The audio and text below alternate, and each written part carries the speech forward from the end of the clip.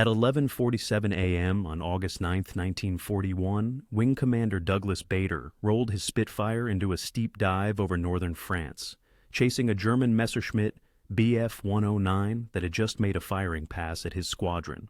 Bader was leading the Tangmere Wing, 3 squadrons totaling 36 Spitfires, on a fighter sweep over German-occupied territory. He had 22 confirmed kills, commanded respect from every pilot in fighter command, and was considered one of the RAF's most aggressive and skilled combat leaders. He was also flying with 2 artificial legs, having lost both legs above and below the knee in a flying accident 10 years earlier. The Messerschmitt broke right, trying to evade.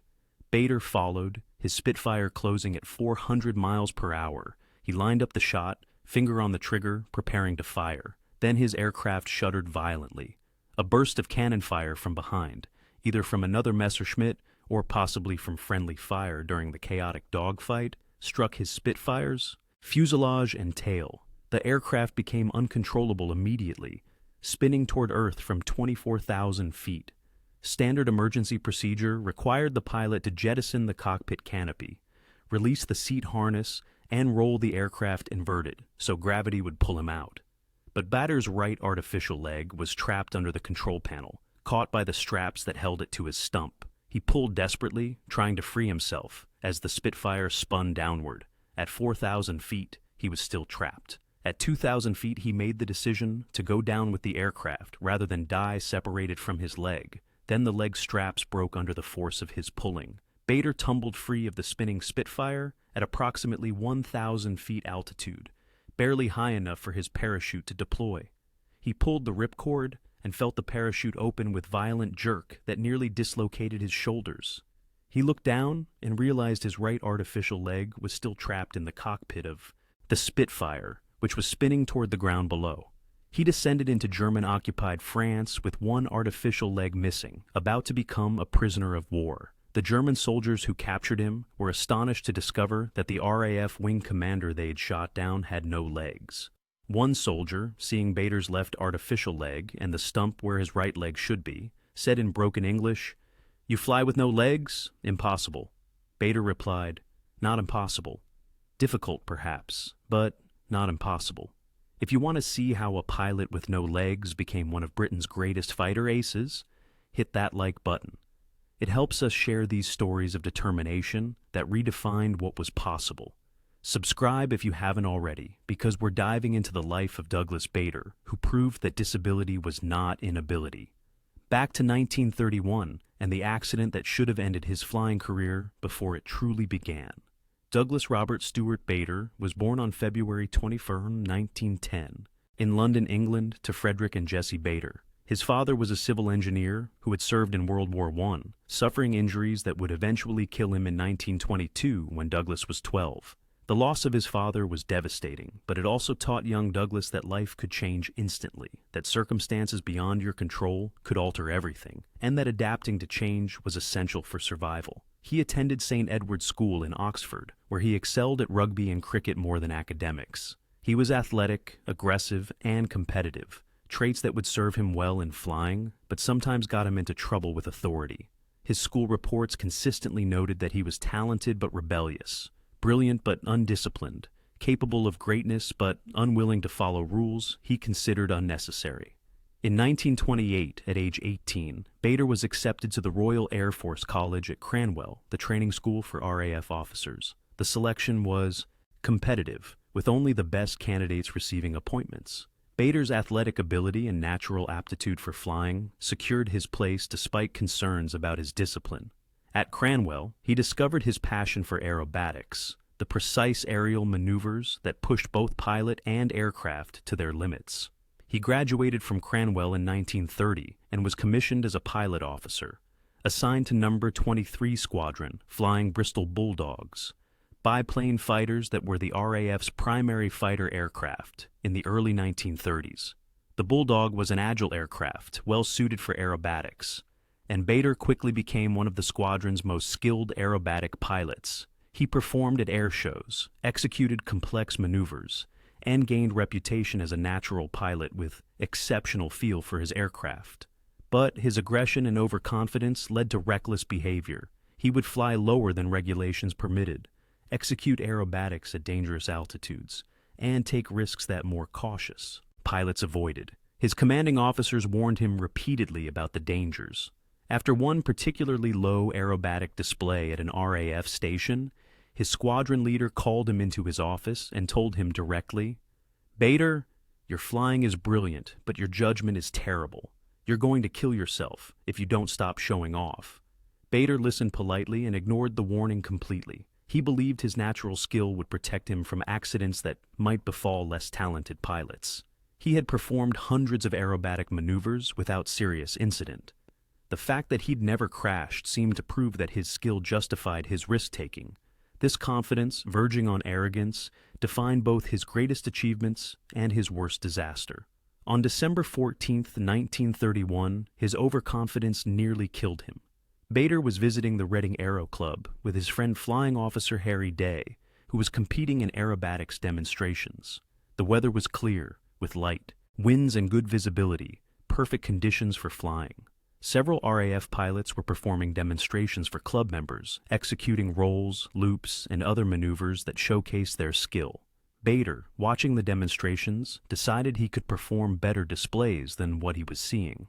He asked to borrow an Avro Fivo 4 biplane, a training aircraft used by the RMF for basic flying instruction. The aircraft was not designed for aggressive aerobatics, but was capable of basic maneuvers like loops and rolls. Bader planned to execute a series of low-level aerobatic maneuvers that would demonstrate his superior skill. He took off at approximately 2:30 p.m., climbing to 600 feet altitude before beginning his display. He executed a loop, pulling the Avro through the vertical circle, then immediately transitioned into a slow roll. The roll was smooth and controlled at the start, but Bader was performing it at much lower altitude than safe practice recommended. Standard procedure called for recovering from aerobatic maneuvers at minimum altitude of 1,000 feet, providing margin for error. Bader was rolling the aircraft at approximately 300 feet altitude. During the roll, as the aircraft inverted with wings perpendicular to the ground, Bader misjudged his altitude. The aircraft was lower than he realized. The left wingtip struck the ground while the aircraft was still inverted, traveling at approximately 120 miles per hour. The impact was catastrophic. The wing crumpled, the aircraft cartwheeled violently, the fuselage broke apart, and wreckage scattered across the field. Bader was thrown from the cockpit during the cartwheel, his body tumbling across the grass. He landed approximately 30 yards from the main wreckage, both legs shattered, partially conscious, in massive pain. The crash happened directly in front of dozens of witnesses who rushed to help. They found him lying on his back, both legs twisted at unnatural angles, blood soaking through his flight suit, conscious but in shock. Someone called for an ambulance immediately. While waiting for medical help, witnesses tried to keep Bader conscious and calm. His friend Harry Day was among the first to reach him. Day later described finding Bader alert enough to know his legs were destroyed, but unable to comprehend the severity. Bader kept asking if his legs could be saved, if he would fly again, if his career was over. Day couldn't answer honestly, because he could see that both legs were so badly damaged that amputation was almost certain. The ambulance arrived within 15 minutes and rushed Bader to Royal Berkshire Hospital in Reading. The doctors who examined him in the emergency room determined immediately that both legs required amputation.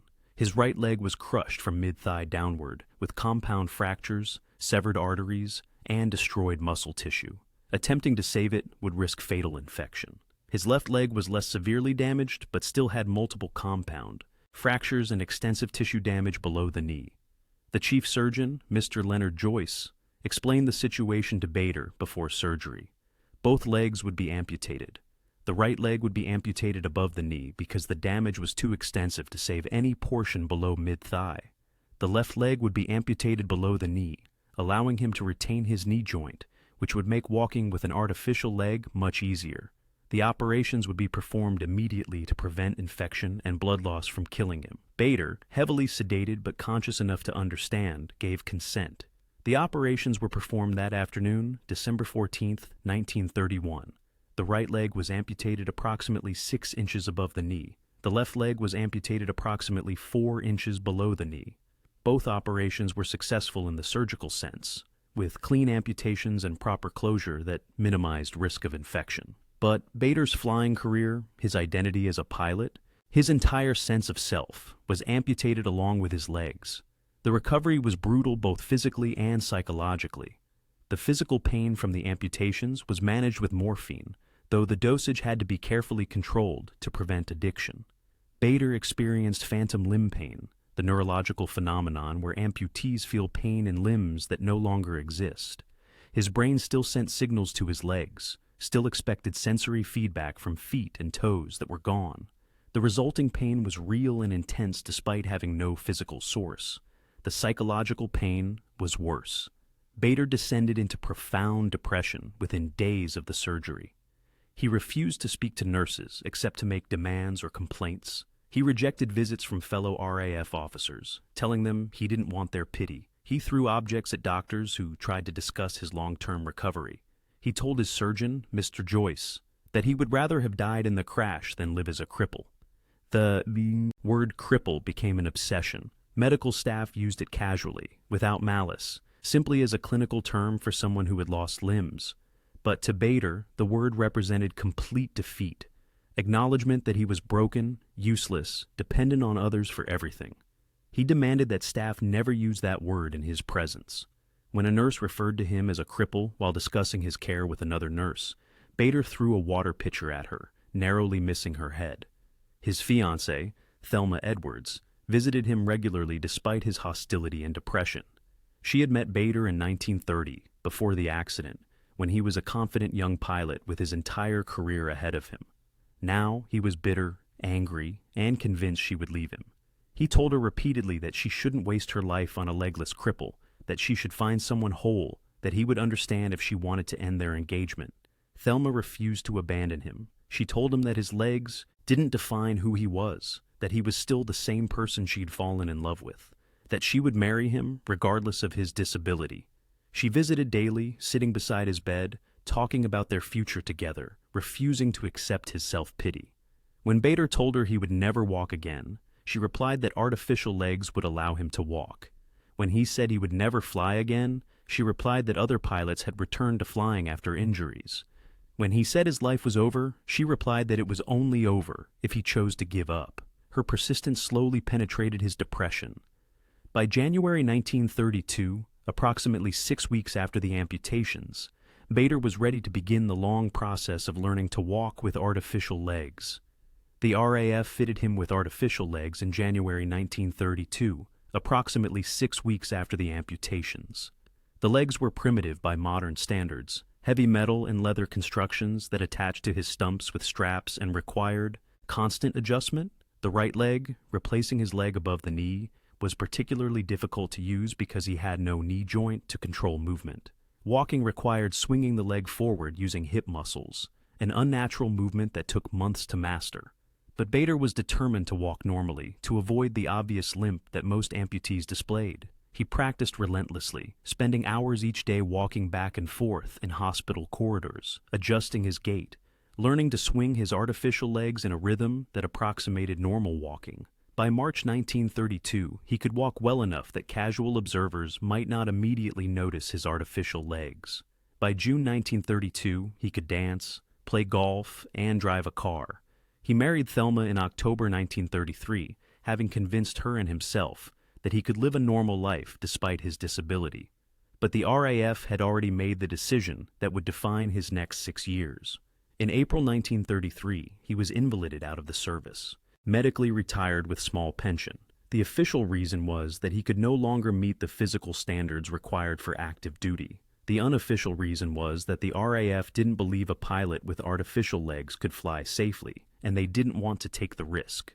Bader was devastated. Flying wasn't just his career, it was his identity, his passion, the thing that made him feel alive. Being grounded was worse than losing his legs. He descended into depression again, drinking heavily, working in various civilian jobs that failed to satisfy him.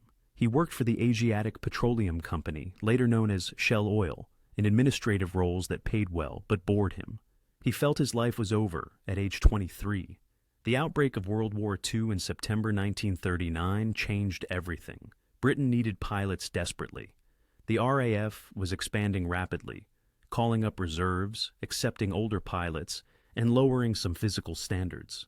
Bader saw an opportunity. He contacted the RAF in October 1939, volunteering to return to flying duty. The RAF was skeptical. No pilot with two artificial legs had ever flown combat aircraft. But the need for experienced pilots outweighed concerns about his disability. In November 1939, the RAF ordered Bader to report for a flying test. If he could demonstrate ability to fly a modern fighter aircraft safely, they would consider reinstating him. The test was conducted at Central Flying School using a Miles Master, an advanced trainer similar in performance to frontline fighters. Bader flew the aircraft through basic maneuvers, then through aerobatics, demonstrating that his artificial legs didn't prevent him from operating rudder pedals or maintaining aircraft control. The test pilot who evaluated him reported that Bader flew competently, showed no limitations from his artificial legs, and could probably fly combat missions successfully. The RAF reinstated him in November 1939 as a flying officer, 8 years after they'd invalidated him out. Bader was ecstatic. He was going back to war, back to flying, back to the life he'd thought was lost forever. The RAF assigned him to No. 19 Squadron at Duxford, flying Supermarine Spitfires. The Spitfire was Britain's premier fighter aircraft, with exceptional performance and handling characteristics that made it beloved by pilots. Technical specifications of the Spitfire, Mark I, the version Bader initially flew, demonstrated why pilots loved it. Wingspan, 36 feet 10 inches, length 29 feet 11 inches, powered by a Rolls-Royce Merlin engine producing 1,030 horsepower. Maximum speed 362 miles per hour, service ceiling 31,000 feet. Armament consisted of 8 Browning 303 machine guns, 4 in each wing. Bader adapted to the Spitfire quickly, finding that his artificial legs actually provided some advantages in combat flying. During high-speed maneuvers and sharp turns, pilots experienced high G-forces that forced blood from the brain toward the legs, causing grayout or blackout. Pilots with natural legs had to tense their leg muscles to restrict blood flow and maintain consciousness. Bader, having no legs below mid-thigh, had less body mass for blood to pool in, allowing him to sustain higher G-forces before blacking out. He could turn tighter and pull out of dives more aggressively than pilots who had to worry about blood pooling in their legs. In June 1940, as the Battle of Britain began, Bader was posted to No. 242 Squadron as commanding officer. The squadron had suffered heavy losses during the Battle of France and evacuation from Dunkirk. Morale was terrible, discipline was poor, and the squadron was considered nearly combat ineffective. Bader transformed it in weeks through force of personality and aggressive leadership. He told his pilots that they would destroy German bombers, that they would dominate the skies, that being outnumbered didn't matter if they fought smarter and more aggressively than the enemy. On August 30th, 1940, Bader achieved his first confirmed kill, shooting down a Dornier Du 17 bomber over southern England. The engagement occurred during a large German raid targeting RAF airfields. Bader was leading his squadron at 18,000 feet when radar controllers vectored them toward incoming bombers. He spotted the formation first, approximately 50 German bombers in tight formation, with Messerschmitt Bf 109 fighters providing escort above them. Standard RAF tactics called for attacking bombers from below and behind, approaching from the sun if possible to avoid detection. Bader positioned his squadron for a diving attack, planning to engage the bombers before German fighters could respond. At 15,000 feet, he rolled his Spitfire into a steep dive, accelerating to over 400 miles per hour. The other pilots followed. The formation dove through the German fighter screen, which was positioned too high to intercept effectively. Bader selected a Dornier Du 17 on the left edge of the bomber formation, aimed carefully, and opened fire at 300 yards range. His 8 machine guns, firing at combined rate of 160 rounds per second, poured bullets into the bomber's fuselage and engines. The Dornier began trailing smoke immediately. Bader fired another burst, this time hitting the bomber's cockpit area. The aircraft rolled left, fell out of formation, and began spiraling toward the ground. Bader didn't follow to confirm the kill.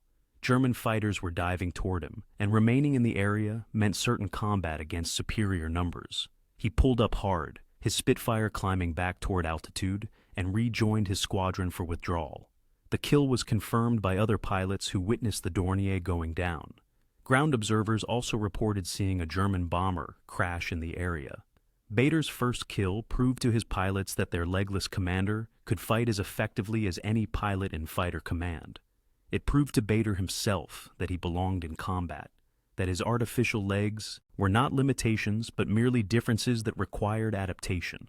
Between August and October 1940, during the height of the Battle of Britain, Bader flew combat missions almost daily. He achieved 4 more confirmed kills during this period, bringing his total to 5, making him an ace according to RAF standards. But the constant combat was exhausting both physically and mentally. Pilots who flew multiple missions daily experienced severe fatigue, diminished reaction times, and psychological stress that accumulated over weeks of combat. Bader's artificial legs presented unique challenges during extended combat operations. After landing from a mission, he needed assistance removing and cleaning his legs, which became uncomfortable during long flights. The stumps where his legs attached to the artificial limbs developed pressure sores from hours of sitting in the cockpit. The metal and leather construction of his artificial legs absorbed sweat and became uncomfortable in the cramped Spitfire cockpit. But he refused to acknowledge these difficulties publicly. When squadron mates asked if his legs caused problems, he insisted they made no difference. When medical officers suggested limiting his flying hours to prevent injury to his stumps, he ignored them. When other pilots showed concern about his ability to bail out an emergency, he demonstrated by practicing emergency exits from aircraft on the ground, proving he could exit quickly despite his artificial legs. In June 1941, Bader was promoted to wing commander and given command of the Tongmere Wing, consisting of 3 Spitfire squadrons totaling approximately 36 aircraft. This was the largest combat formation he would command, and he used it to implement his big wing tactics. Instead of scrambling single squadrons in response to German raids, he would mass all 3 squadrons before engaging, attacking with overwhelming numerical superiority. His first major engagement as wing commander occurred on June 21, 1941, a fighter sweep over northern France. He led 36 Spitfires across the English Channel, climbing to 28,000 feet before crossing the French coast. The objective was to destroy German fighters and establish British air superiority over occupied territory, demonstrating that the RAF could operate over France despite German defenses. German radar detected the formation and scrambled fighters to intercept. Approximately 40 Messerschmitt Bf-1 climbed to engage Bader's wing. The dogfight that followed was chaotic, with 76 aircraft maneuvering in a relatively small volume of airspace. Bader engaged a Bf-109 that was diving on one of his squadron pilots. He turned hard right, pulling his Spitfire into a tight turn that grayed out his vision from G-forces, but allowed him to position behind the German fighter. He fired a 3-second burst at 200 yards range, saw his bullets strike the Bf-109's fuselage, and watched the German fighter roll inverted and dive away trailing smoke. He didn't claim it as a kill because he didn't see it crash, but other pilots confirmed the German aircraft was destroyed. This was Bader's 12th confirmed kill. Over the next 2 months, he would add 10 more, bringing his total to 22 by the time he was shot down on August 9, 1941. His big wing tactics were controversial. Air Vice Marshal Trafford Lee Mallory supported the concept, believing that massed formations could inflict greater damage on German bombers. Air Vice Marshal Keith Park, who commanded 11 Group defending southeastern England, opposed big wing tactics because they required time to assemble, reducing responsiveness. The debate between Park and Lee Mallory became bitter, with Bader caught in the middle as the most visible advocate for big wing tactics. Regardless of tactical debates, Bader's combat effectiveness was undeniable. By August 1941, he was one of the RAF's most successful and famous fighter pilots. But his aggressive flying style, the same overconfidence that had cost him his legs in 1931, made him vulnerable. On August 9, 1941, leading a fighter sweep over France, he was shot down. The circumstances of his being shot down remain disputed. Bader claimed he collided with a Messerschmitt Bf-109, though no witnesses confirmed this. German records showed no German aircraft lost to collision that day. Some historians believe he was shot down by German pilot Adolf Galland, or another experienced German ace. Others believe he was hit by friendly fire from another Spitfire during the confused dogfight. The truth was never definitively established. What is certain is that his aircraft was hit, became uncontrollable, and he bailed out at very low altitude, losing his right artificial leg in the process. German soldiers captured him near the village of Saint-Omer in northern France. They transported him to a hospital, where doctors treated his injuries from the bailout, which included bruised ribs and minor lacerations, but nothing serious. Adolf Galland, who commanded German fighter forces in the area, visited Bader in the hospital. Galland, having heard about the legendary RAF pilot with no legs, was curious to meet him. The two men talked about flying, about combat tactics, about the nature of aerial warfare. Galland arranged for a German aircraft to fly to England to retrieve a replacement artificial leg for Bader, a gesture of respect between warriors that exemplified the strange chivalry that sometimes existed between opposing fighter pilots. The RAF, receiving the German message requesting permission to deliver a replacement leg, refused but included a replacement leg in the next bombing raid on German targets, dropping it by parachute near the hospital where Bader was held. The leg was recovered and delivered to Bader, allowing him to walk again.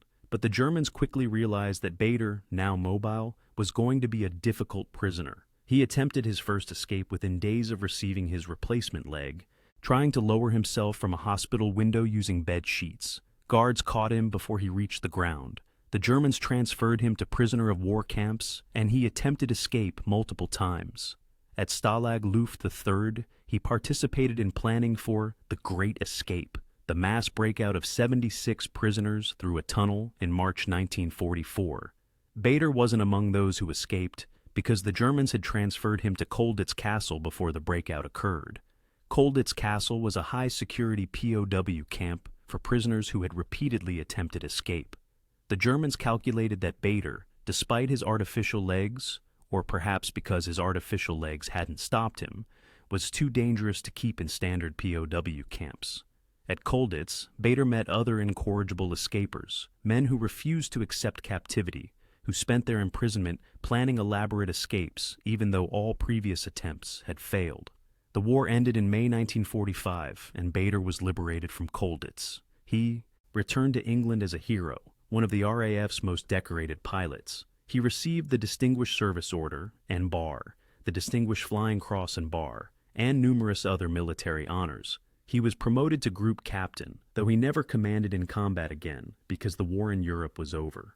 Post-war, Bader returned to Shell Oil Company, working in senior management while also becoming an advocate for disabled people. He rejected the term disabled, preferring physically challenged or simply refusing to acknowledge his artificial legs as limitations. He gave speeches to schools, hospitals, and veterans organizations, telling young people and injured veterans that disability was an attitude, not a physical condition, that the only true disability was giving up. His story was popularized in the 1954 biography Reach for the Sky by Paul Brickhill, an Australian fighter pilot who had been a POW with Bader. The book became an international bestseller, selling in millions of copies and introducing Bader's story to a global audience. In 1956, the book was adapted into a film starring Kenneth More as Bader. The film was hugely successful in Britain, cementing Bader's status as a national hero and symbol of British determination during the war. Bader retired from Shell in 1969, having risen to senior management positions.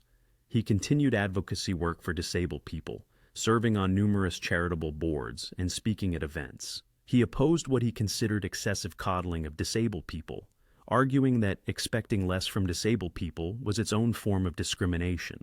He believed disabled people should be held to the same standards as able-bodied people, and that accommodating disabilities didn't mean lowering expectations. His views on disability were controversial even in his lifetime, and became more controversial as disability rights movements evolved. Some disability advocates appreciated his message that disabled people could achieve greatness. Others criticized him for dismissing the real challenges that many disabled people faced, noting that Bader's socioeconomic advantages and specific type of disability made his experience non-representative. The debate over his legacy continues. Douglas Bader was knighted in 1976 for his wartime service and his advocacy work for disabled people. Sir Douglas Bader spent his final years speaking, writing, and maintaining connections with RAF veterans. He died on September 5, 1982, at age 72, from a heart attack. He was buried with full military honors, his casket flanked by representatives from RAF squadrons he had commanded. His legacy in aviation and disability advocacy remains significant. He proved that physical disability didn't preclude high-performance activities like combat flying. He demonstrated that adapting to disability required determination, innovation, and refusing to accept limitations others imposed. Modern prosthetics technology has advanced far beyond the crude artificial legs Bader used, but the fundamental principle he embodied remains relevant. Disability is what you make of it, not what it makes of you. December 14, 1931, was the day Douglas Bader lost his legs in an aerobatic accident caused by his own overconfidence. August 9, 1941, was the day he was shot down over France despite having no legs, having proven that disability couldn't stop him from becoming one of Britain's greatest fighter aces.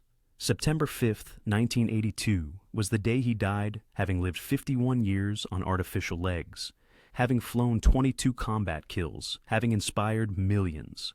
One pilot, 2 artificial legs, 22 confirmed kills, multiple escape attempts, 1 knighthood, 1 message. Disability is not inability. When metal legs flew Spitfires, when a man rejected all limitations, when determination proved stronger than circumstance. Sir Douglas Robert Stewart Bader, born February 21, 1910, lost both legs. December 14, 1931, rejoined RAF. 1939, achieved 22 kills, shot, down August 9, 1941, imprisoned Colditz, liberated 1945, knighted 1976, died September 5, 1982, proved that the only true disability is the refusal to adapt. Not because disability doesn't matter, because how we respond to it matters more. If this story moved you, please like and subscribe. Your support preserves these histories of determination that challenged what was possible. Tell us in the comments, where are you watching from? We honor those who proved that limitations are meant to be exceeded. Thank you for keeping their stories alive.